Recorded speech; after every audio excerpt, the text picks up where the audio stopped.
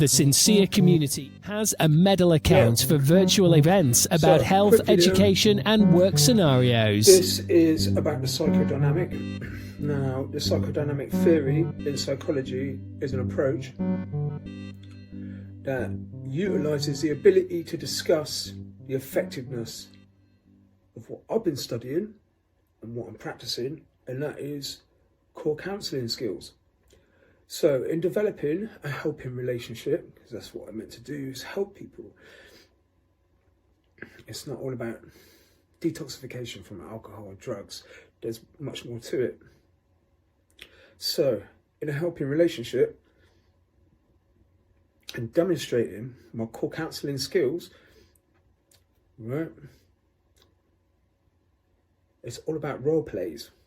So with that, and how role plays are taking a part, right, in the dynamic of what the helping relationship are basically that I don't have to do that much.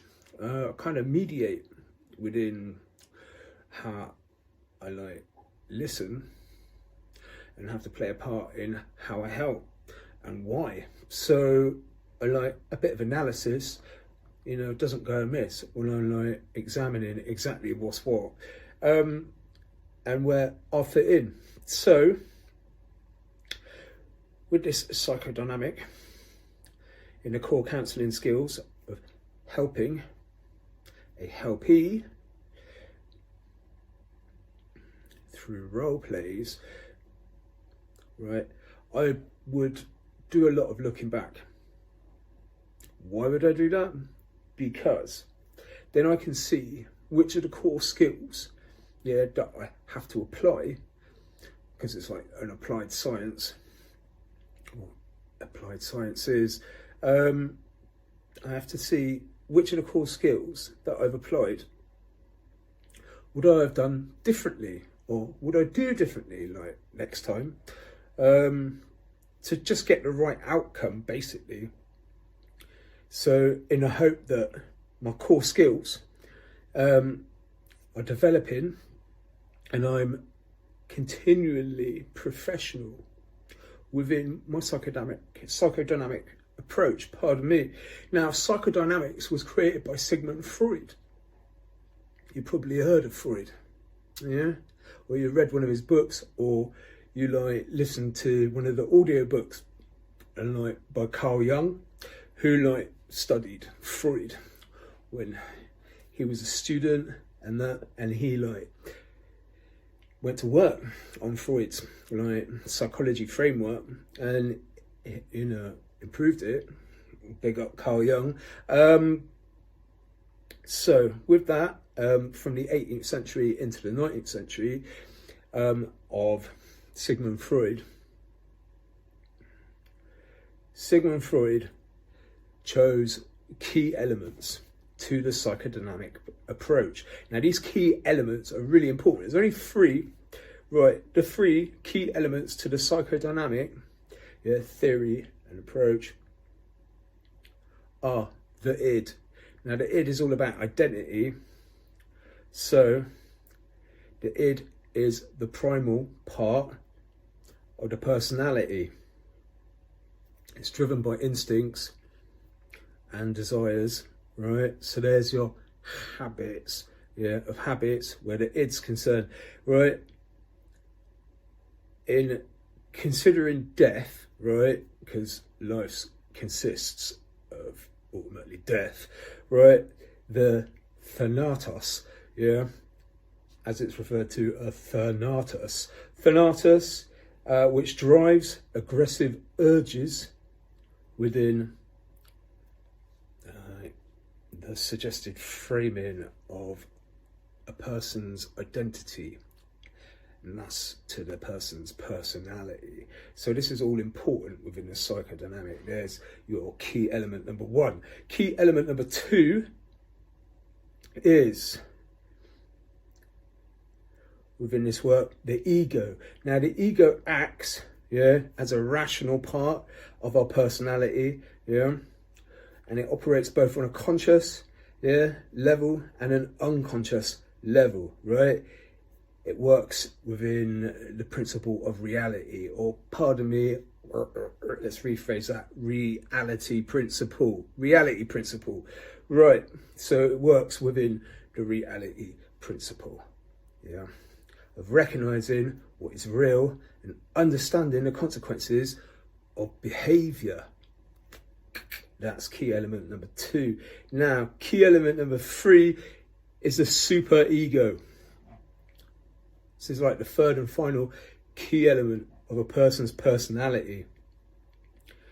Super ego is made up of morals and values, which are passed on from our parents.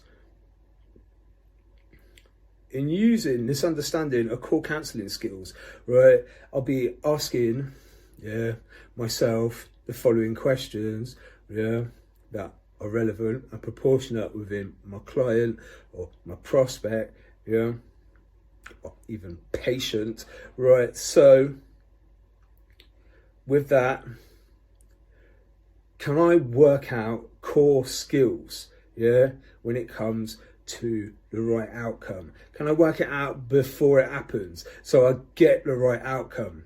I want to be good at that. So with that,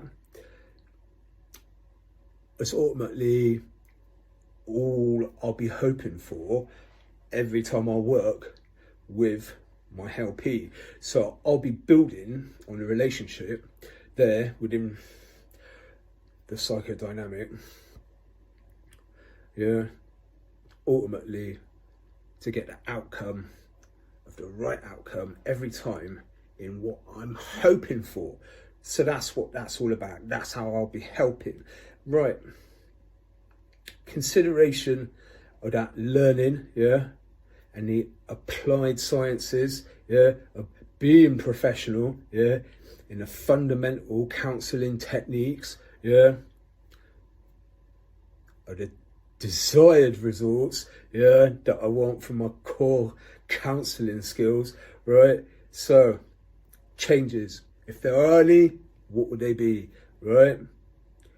What would I do differently if I'm having to apply extra fundamental skills, right, within the key elements of my helpee's personality?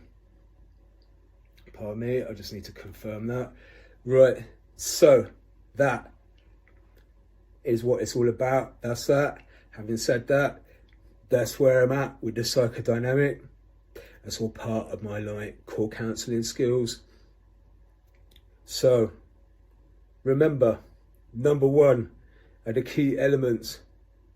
The id is all to do with motivation. They're the basic components of your personality. The ego is all to do with logic. That's number 2 of the key elements, which should be all about caring at the end of the day.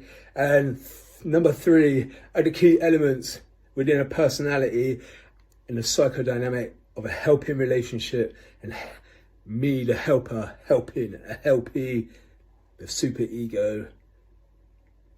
The super ego is inherent in background and upbringing, but it's predicative, especially in communication. So language, attitudes, well, they're not necessarily dependent on the determinant, like per se, like it depends, pinch of salt, whatnot, confidentiality and all, and that respect goes a long way.